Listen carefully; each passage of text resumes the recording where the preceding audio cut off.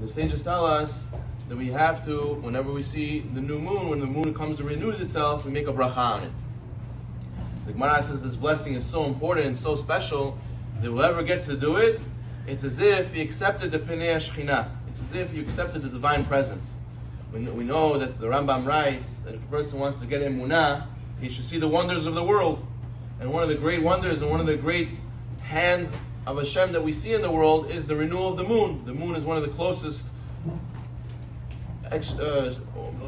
celestial bodies, celestial bodies that are to the earth, and therefore we see its renewal and we see it very close. It gives us a lot of chizuk and emunah. We see the great creation Hashem created. So therefore, there is a mitzvah to bless it. Now, the Shulchan Aruch writes, Siman Tav Chav Vav. Tav Chav Vav, he says over there that the person should make the blessing 7 days after the molad. What is the molad? The molad means, the Gemara Masechet Rosh Hashanah tells us, the molad is the beginning of the new moon, and this is when the Rosh Chodesh begins. Meaning to say that we have the earth, pay attention, the earth, and we have the moon going around the earth. And then we have the sun, which the earth goes around. So now, sometimes you'll have it that the moon is in between the sun and the earth.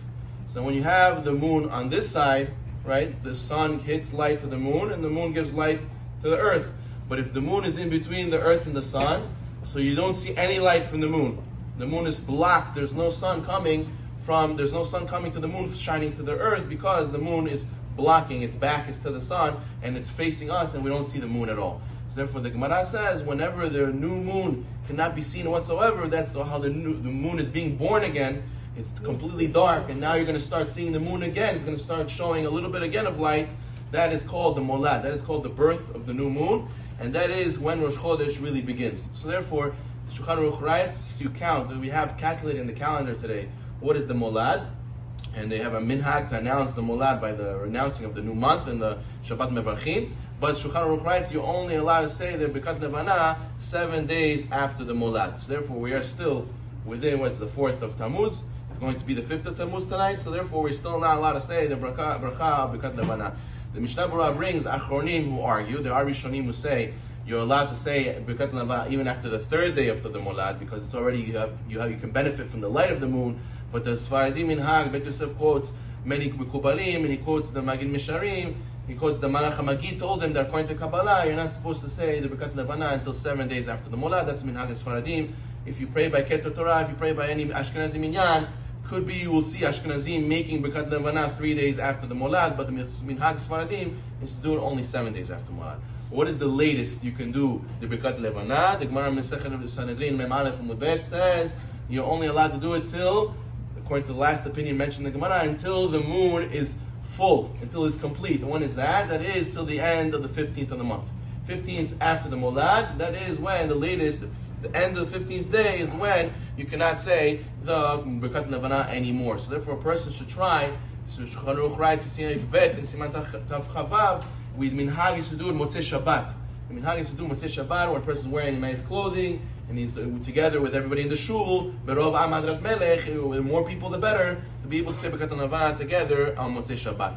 But if a person feels that he's going to have cloudy, bad weather on Motzei Shabbat, and he might miss the Birkat Levana, he technically is allowed to do it earlier if he feels he will miss it. We have a custom of saying Shalom Aleichem after the Birkat Levana, and sometimes people have a question, why we say Shalom Aleichem? So the reason on the Sha'ar Kavanot explains the beautiful idea. He says that what is the reason that this moon constantly gets smaller and bigger?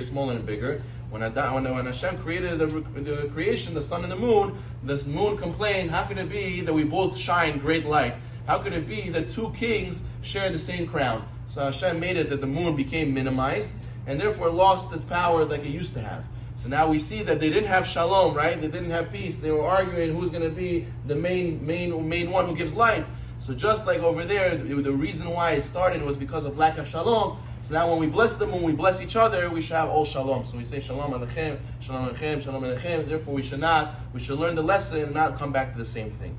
There's a wonderful mashal I heard about a person who was complaining to his rabbi that he was not able to fit his family in his house. His house was too small. He doesn't have enough parnasah to move, but he doesn't have enough room space in his house. What to do? So the rabbi told him, he says, you have a chicken in the backyard? He says, yeah, I have a chicken. He says, bring the chicken to your house. He says, Rabbi, I don't think you heard me properly. I don't have space in my house. My family doesn't fit. And the rabbi says, I know. Bring the chicken to the house. So he says, no problem. He put the chicken in the house, 7 days. And then after he said, Rabbi, 1 week I suffered. What do we do now? Do I take the chicken out? He says, no. Do you have a goat? He says, yes, I have a goat. He says, Tosha, bring the goat also to the house. He says, Rabbi, you don't understand. I don't have space. He says, no, listen to the rabbi.